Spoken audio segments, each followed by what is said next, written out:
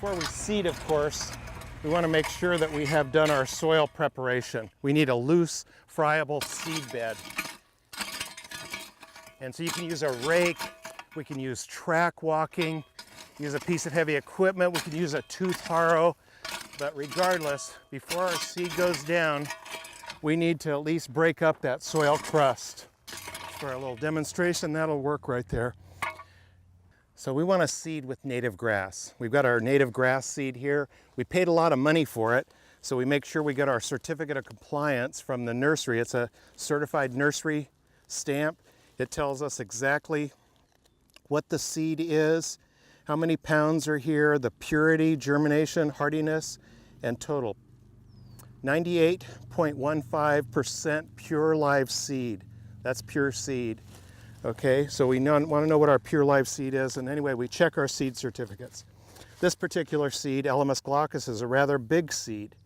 We usually put Elamus glaucus down at 20 to 40 pounds per acre, or some kind of blend, but you can see it's a relatively large seed. But before we put our Elamus glaucus down, Elamus glaucus is a mycorrhizal grass.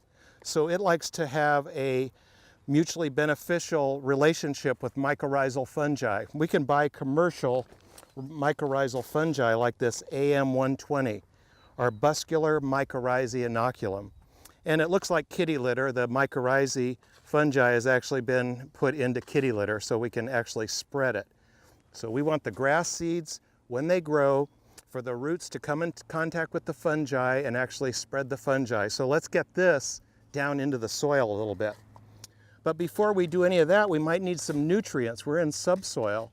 And one of the best things we can do is add a slow release, organic type fertilizer. One that we like a lot is called Biosol.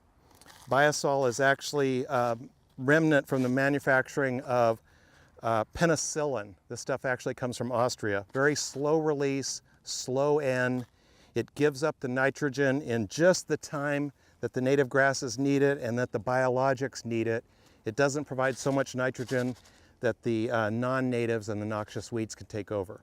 We start with our scarified soil here, and we're going to put our mycorrhizal, this is commercial mycorrhiza, this is one way of applying it, about 20 to 60 pounds per acre.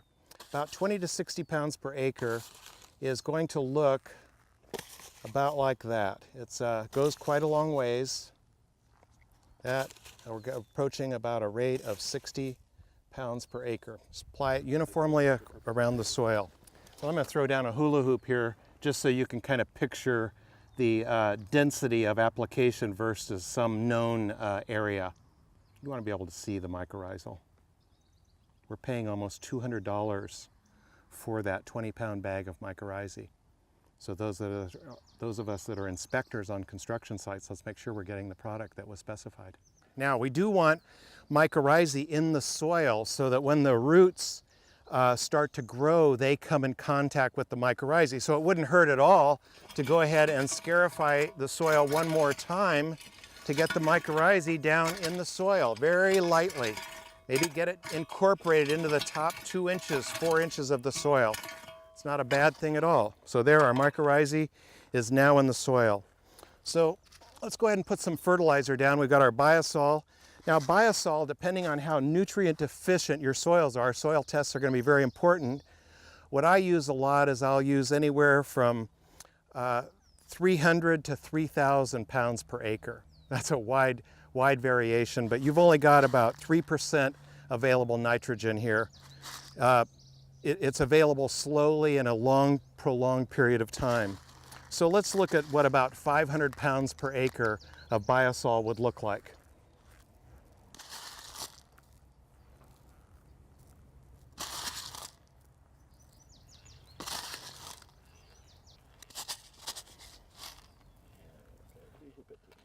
Okay, and now we can look at it in the area that we're familiar with. So you ought to be able to see some of your fertilizer down there. Again, we're paying big dollars for this, about 15 cents a pound. And if we're putting down 500 to 3,000 pounds per acre, you can do the math. So let's make sure we've got some fertilizer down there. Now we're ready to seed. Again, let's just use one native grass, the Elamus glaucus here, a lot of times it's going to be a blend of different kinds. Now we're going to put this down at about 20 to 40 pounds per acre. What does that look like? It's not a whole lot.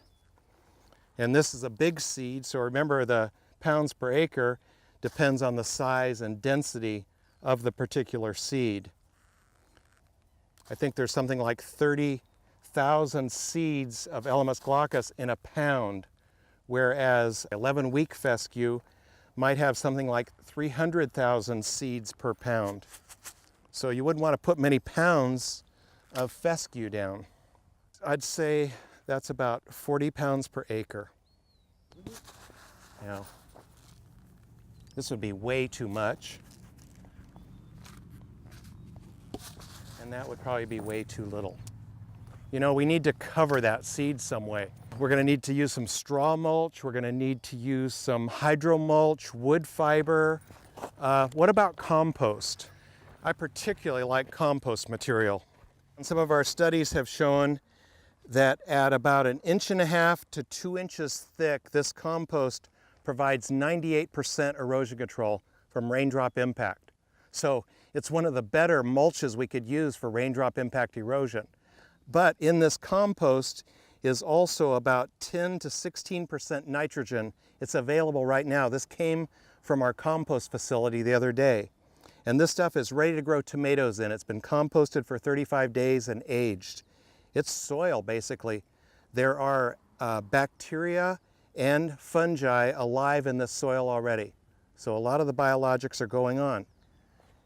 So that means that we can use this for erosion control, also for nutrients, adding nutrients to the soil, and also for providing protection to our seeds. So again, 98% protection. We want it down between 1 and 2 inches thick.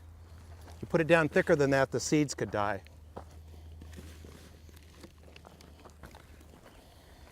Okay, there we go. Let's check and see how thick we are.